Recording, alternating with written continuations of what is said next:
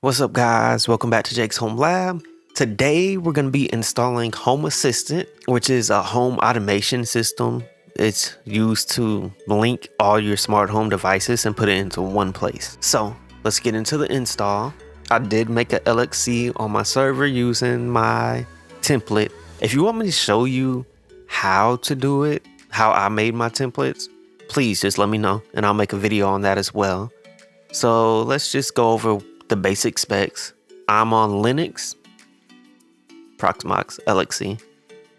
So the recommended specs, they're recommending a virtual machine, but I'm making my LXC. So the recommended assignments will be 2 gigs of RAM, 32 gigs of storage, and 2 CPU cores. And that's exactly what I have on here. I mean, I have more memory, but other than that, it all matches. And there is a run command right here. And actually, I want to show you something that I've found out from DB Tech Reviews. I think that's his YouTube. Sorry if I butchered it. But if you copy any run command and go to composerize.com, you can literally copy the run, paste it, and it's going to spit out the Docker Compose file. So let's go ahead and go back over here. I like Docker Compose, so we're going to copy that and we're going to make a directory. And let's just name it HA and CD into that.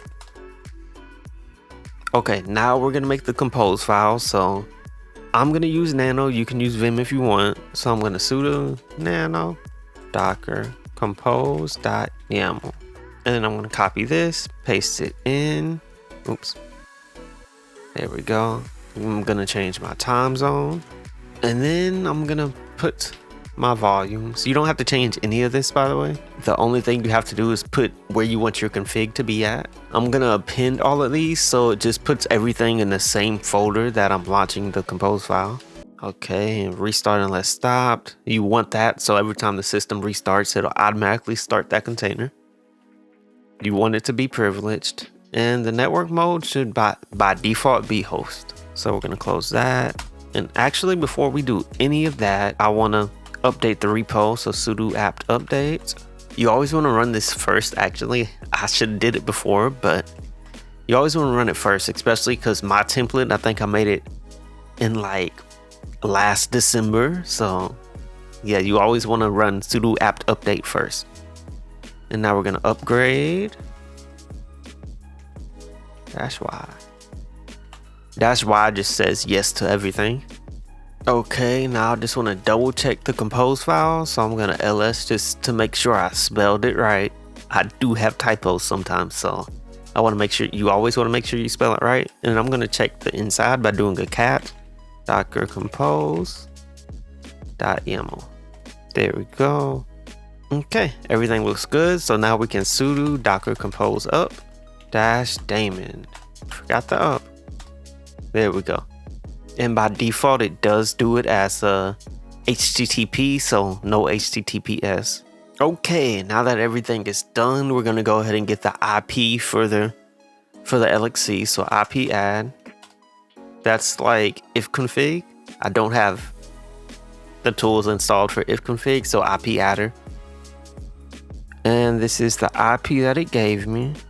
We're gonna copy that. And it's going to be on 8123 as the port. So let's go ahead and do that.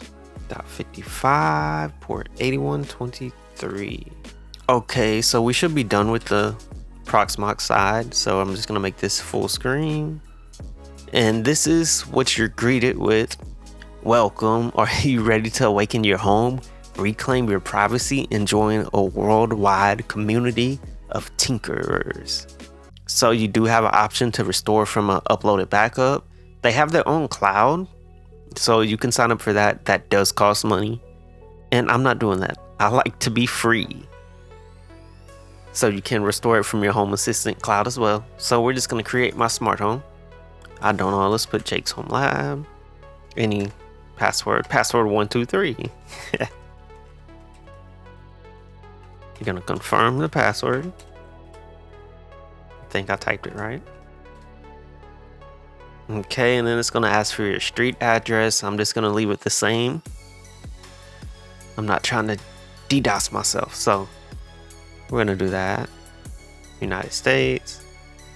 I like how it showed Amsterdam and then it said my location is the United States. So this is, your basic gathering information stuff. I'm not accepting any of this. Nobody needs to have my information. And then it's all set up. I'll give you a walkthrough of the basics. So when I set it up on my actual home network environment, it automatically, I wasn't expecting it, it automatically picked up all my smart devices that are compatible with Home Assistant. So all my Alexa devices, it picked up my Nest, and it also picked up my TV and my Govee lights as well. So I didn't have to do anything extra. Let's walk through this. So this is your overview section, otherwise known as your dashboard. So you can come up here, plus to add a device, create automation, create area, add a person. And this is the whole list of the brands that they have. And the list is absolutely, positively huge. There's a whole bunch of devices in here. Most of them I do not know. So let's just say I want to add my Amazon devices. You click Amazon. And then you'll select your device. You can AWS, Poly, the S3, Fire Stick TV, the Route 53, and Alexa devices. So you can create the automation. And this is where you create your automation. You can create one from start or scratch. And the zone notification. So this is your first one, trigger. And you select the device that you want. Oh, I have these. I'm just gonna click this. And then you'll name the automation when you press save. I don't know why I press save. And then it's gonna be like an and if statement. You can make your own templates, by the way, for you can code your own templates as well.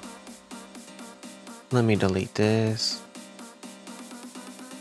I'm just gonna click here, device sun. And then this is where you can put your conditions.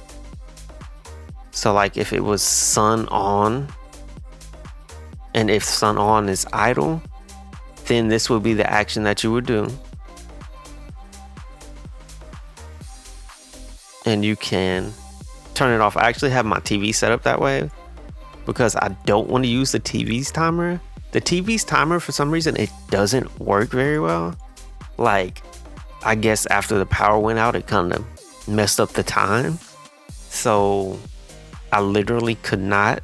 It would turn off at like 10 o'clock and it was set to go off at 2 in the morning. So I really like that. Don't save. Then you have your assist. It's basically your own help, your own AI assistant. So I don't know. Let's just answer it something. I guess what time is it? 4:32 p.m. And that is right. I wonder, can you tell me the seconds?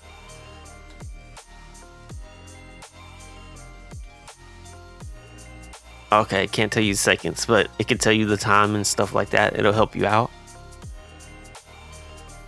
Then you can edit your dashboard, and that's what's displayed on here. You can hide stuff, leave stuff, etc. And this shows your map.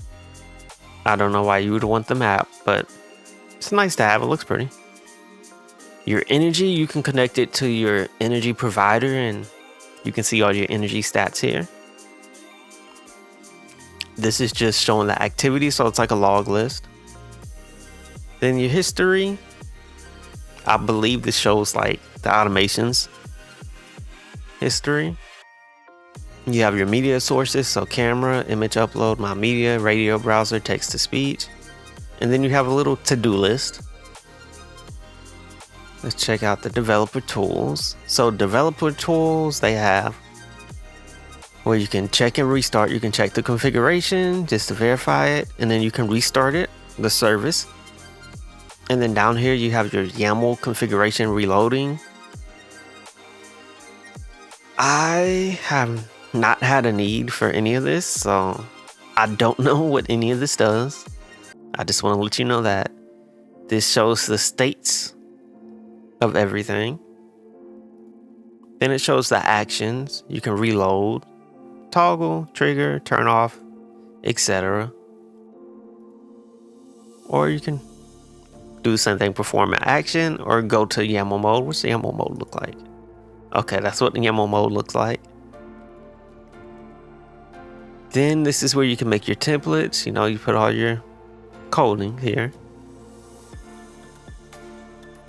Then you have your events. This is where you can set certain events to happen.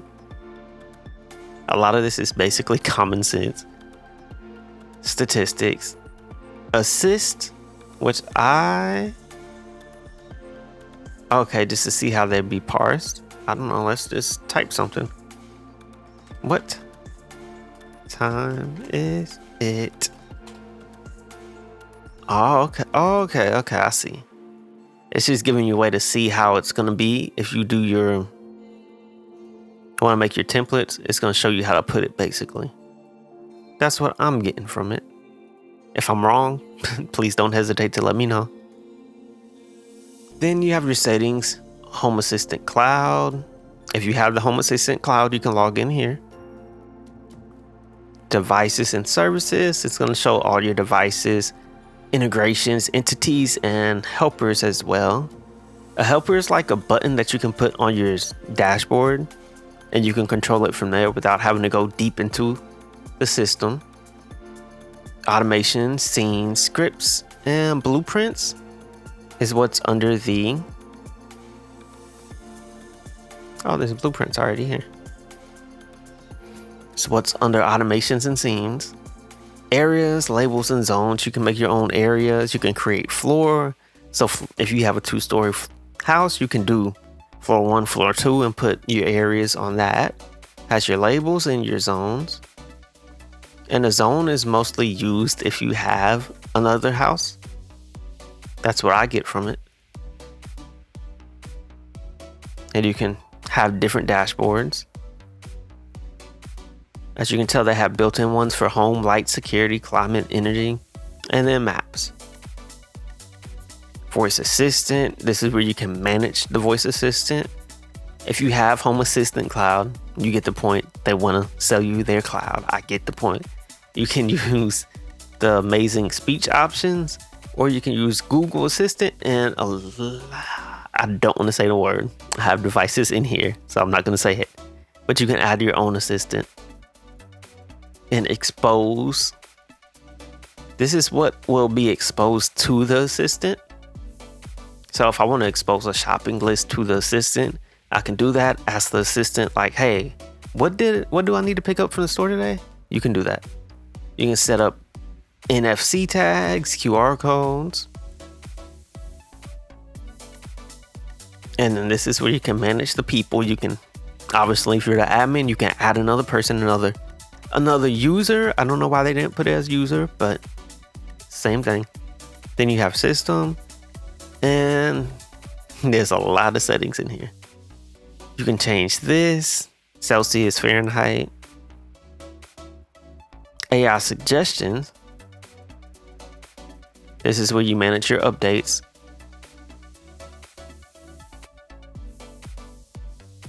Okay, this is updates for the devices that you have on it. So like add-ons and devices. Yes, I said that twice. I know I did. Anyways, let's continue. You have repairs. This find and fixes issues with your Home Assistant. So if you want to find an issue, it's going to be there. Then you have your logs, and that's going to show any logs. Backups, and you can manage your backups, restore Home Assistant, etc. You can set up backups. Okay, and you get the encryption key, and then you hit next. And I guess you do recommend it. There we go. I wonder if... Okay, so you can't see it. Afterwards, it looks like. Okay. So you want to make sure you save that. And don't forget it. Save it somewhere safe.